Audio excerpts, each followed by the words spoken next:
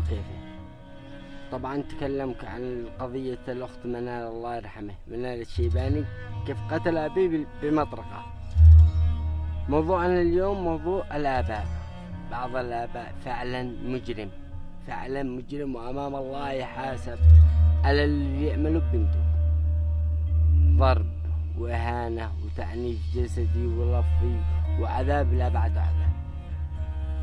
تخيل هاي معي روح وقلب سعك. يعني تخيل انت شغال بمحل ولا بتزك واحد وحبسك وكل يوم يسمعك خبر وضرب وخبر وضرب وخبر وضرب، كيف تكون عايش وانت تكون بسجن ولا عند واحد متسلط عليك؟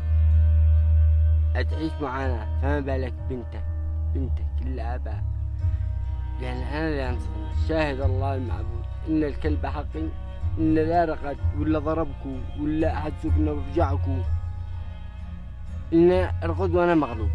لا ما بتعشيش، أرقد مغلوب، ما أقدرش أكل ولا أشرب، وهو كلب. والله إني كلبة فيها جنبي وتشين، يعني وهو كلب.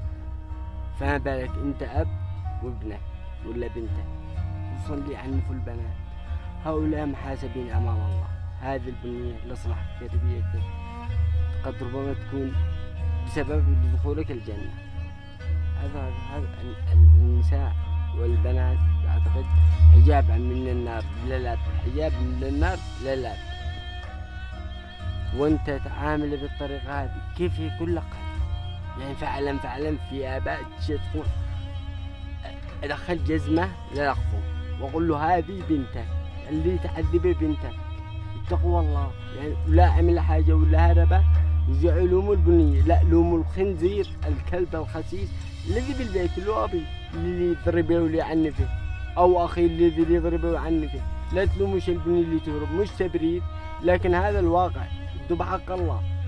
في بعض الآباء وبعض الأخوان اللي يضربوا خواتهم وبناتهم، هؤلاء لازم يسجنوا ويحاسبوا من الدولة. لازم تحمل المرأة هذه مكلف.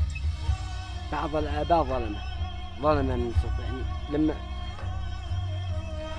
يعني أب قتل بنته بمطرقة، وأب رضع ابنه بعطف جراسه وهو عمي، وأب يعني الآباء مدري موقع بهم صح عيالك ورباهم بس بيسلوك. انت امام الله محاسب بعذابك لبنتك او ابنك لكل اب خيبه.